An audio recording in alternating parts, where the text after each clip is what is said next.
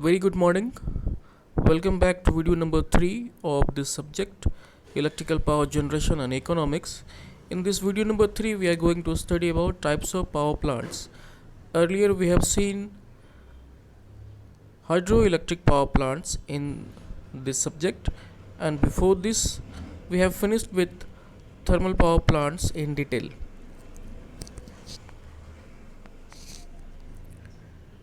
A power station or power plant, also referred to as generating station, power plant, powerhouse, or generating plant, is an industrial facility for the generation of electric power. We all know this. We cannot generate power at our home. Okay. Hydraulic power or thermal power works on the principle of we get mechanical energy, and from mechanical energy it is converted into electrical energy. In very short, because the production of electrical energy is based on the principle of Faraday's laws of electromagnetic induction. The types of power plants, the based on input energy or fuel. The coal-based power plants or hydroelectric power plants, nuclear power plants, geothermal power plants, solar power plants, wind power plants, or biomass power plants. In this video lecture we are going to have brief introduction and brief layout of all these power plants. We have finished in detail coal based power plants, that is thermal power plant. We have finished in detail also hydroelectric power plants, but we are yet to visit nuclear power plants, geothermal power plants, geothermal power plants, solar power plants, wind power plants, and biomass power plants.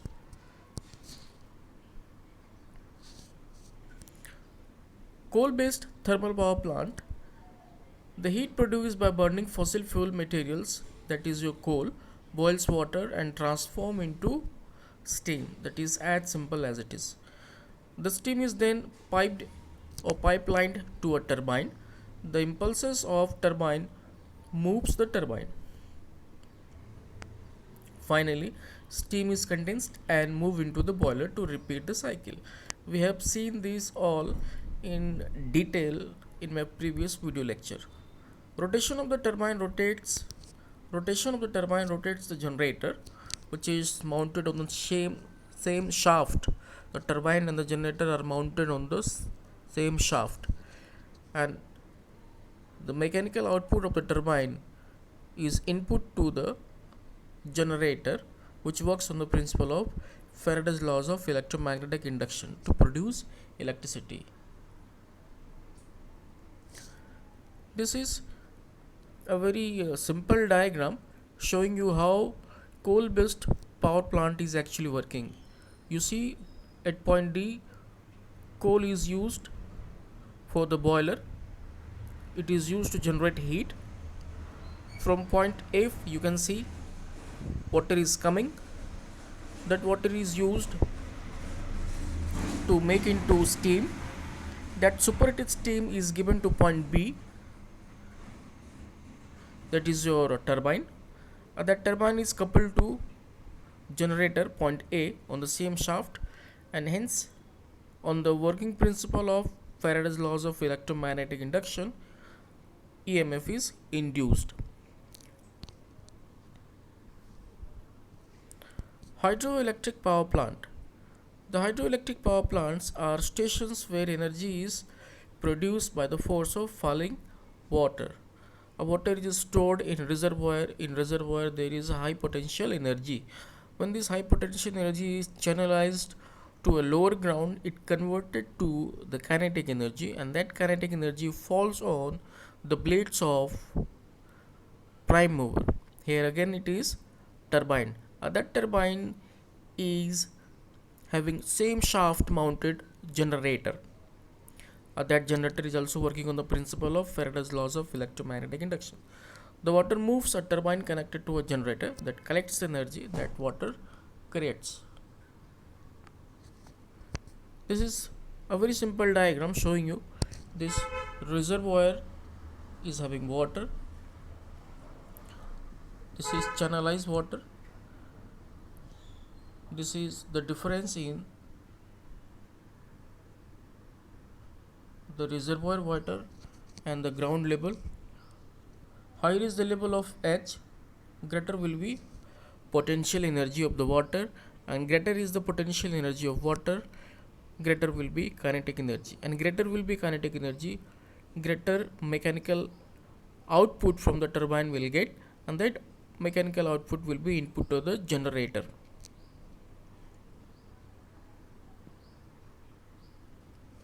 This is a very simple diagram showing you the working of hydroelectric power plant. This is very simple.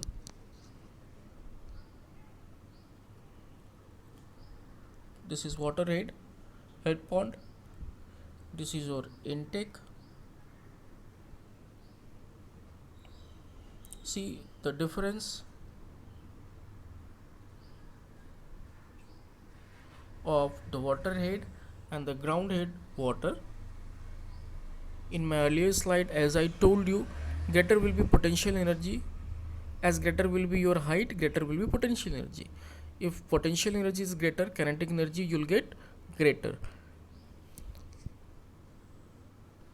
This is your penstock. This is your turbine.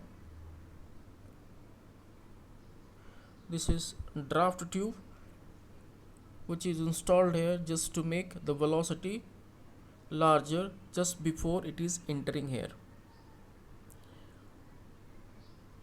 See this, the turbine and this generator,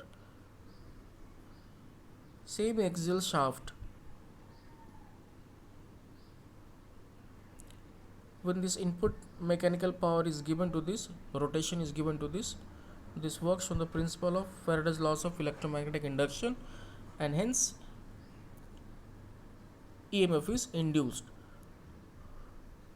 Transformer is kept here just to raise the level of voltage, so to meet or to avoid much transmission losses. Let's come to nuclear thermal power plant. Heat is produced by fission reaction in the nuclear reactor. Steam is thus produced.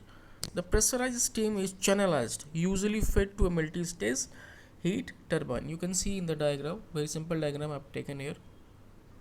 This is your chamber, nuclear chamber, reactor vessel,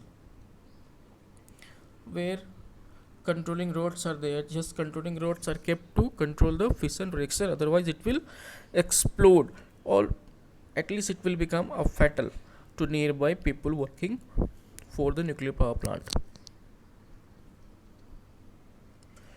See this, a coolant is generally sent here. The coolant is actually hard water, D2O. D is your deuterium, is sent, which absorbs heat very much efficiently as comparison to H2O, water. It gets converted to steam, and that steam is channelized to your turbine. And turbine, we know how turbine works. This turbine is working, rotating, and the same shaft is mounted generator. This is moving, this is also moving.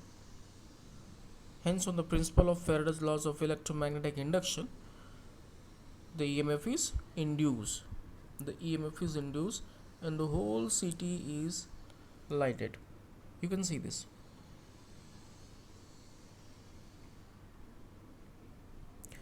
Geothermal power plant is generated from geothermal energy. Geo means your earth, thermal means heat. Earth's heat is tapped within. Technologies in use include dry steam power plants, flash steam power plants, and binary cycle power plants. Let's move to solar power plant. A kind of power plant creates energy by transforming the heat and light from the sun. These are of two types: solar thermal energy It stores the heat of energy which transforms water into steam that moves turbines which are connected to a generator that collects energy. You can see this solar thermal energy at our campus, at our RGPB campus. With the collaboration of Japan and India, there is actually a study project going on there that is called solar thermal power. With the use of solar heat, water is made to steam and channelize further. And the process further is kept same. But the much popular solar power plant is your use of photovoltaic energy, which is a method of generating electrical power by converting solar radiation into DC electricity. The earlier was solar thermal was producing your AC, but in photovoltaic arrangement, we are getting DC current. With this type of arrangement, we are getting DC current, which is based on the principle of photoelectric effect invented by or given by great scientist Albert Einstein, for which he got Nobel Prize in 1908. You see this solar irradiance from the sun. This is a solar panel which is receiving heat quanta, the heat from sun rays. On the principle of photoelectric effect, it gets energized.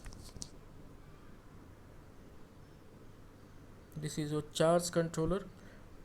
The charge is controlled here and it is stored in the battery system. Battery system gives you what power? DC power, not AC power, because there is no rotation principle involved in the generation of power here. If you want to have this power to use for AC system, you have to convert. This is the arrangement for inverter, and after this inverter output is your AC power.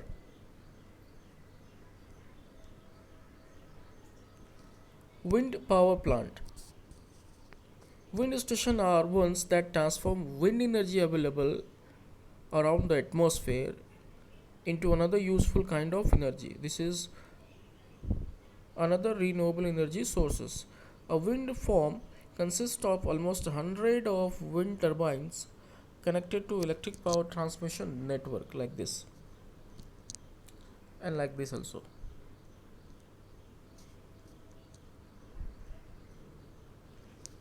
See this wind turbines is moving as there is wind available in its locality. The huge blades are rotating in a particular direction. With this rotation, we are using the conversion process to convert the wind energy into electrical energy. See, this house is electrified.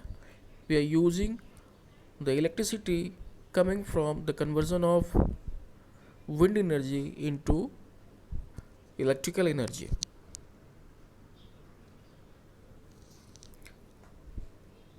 The next one is your biomass power plant. Biomass thermal energy consists in burning burying the natural waste and waste materials such as rubbish, such as plants, animals, foods, your vegetable wastage, plant wastage, produces natural gases that provides heat to water and which transforms it into steam that later will move a turbine connected to a generator that collects energy. In the diagram it is given to you. See, this truck is giving the waste material, the plant's waste material, the forest waste material, that is converted into as a fuel. That fuel is burnt, heat is tapped, that heat tap is used to convert water into steam, and this process after having steam is same as in your thermal power plant. Another depiction, see this is a waste tank The waste materials are collected into this tank.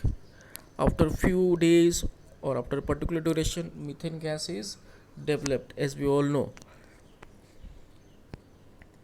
The decomposition and the fermentation of forest material, vegetable materials, food materials will give you methane. Methane is a very good fuel that is burnt and water is converted into steam. That steam is channelized to turbine and that turbine is coupled to generator, and on the principle we already know Faraday's laws of electromagnetic induction. Faraday's laws of electromagnetic induction, the electricity is induced and used.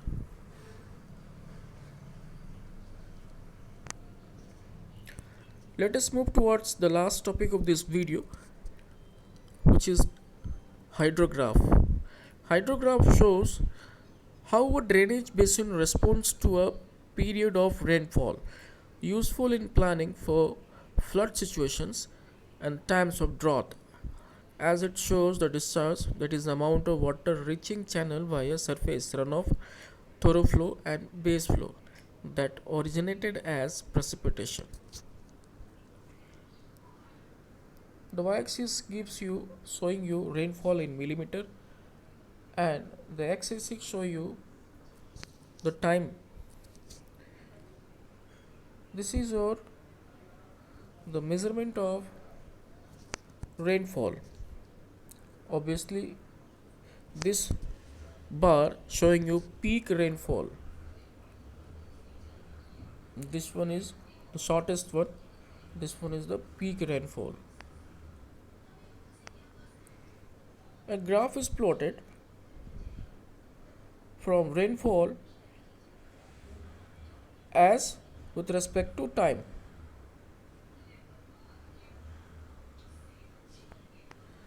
There is a time, this is a time where you are getting peak discharge.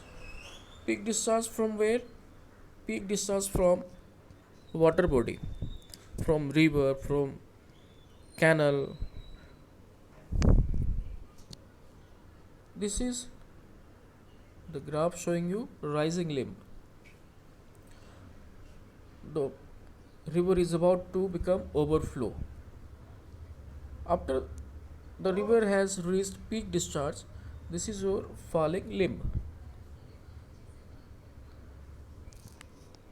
Now this is actually used in planning for flood situations and times of drought, as it shows the amount of water reaching channel via whatever be the connecting media between this water body and your locality.